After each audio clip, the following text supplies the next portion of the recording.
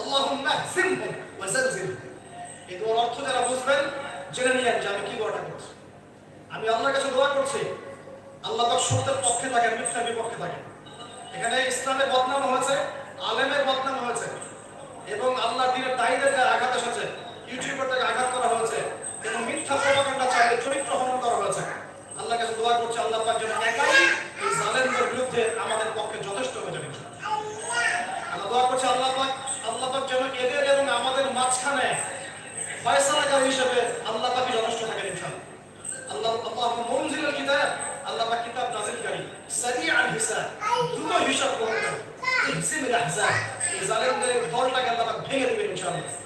আল্লাহুম্মা জালজিলহুম, আল্লাহুম্মা হজিমহুম ওয়া জালজিলহুম।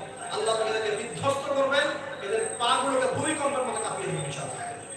নবী সাল্লাল্লাহু আলাইহি ওয়াসাল্লাম লাস্ট কথা, নবী সাল্লাল্লাহু আলাইহি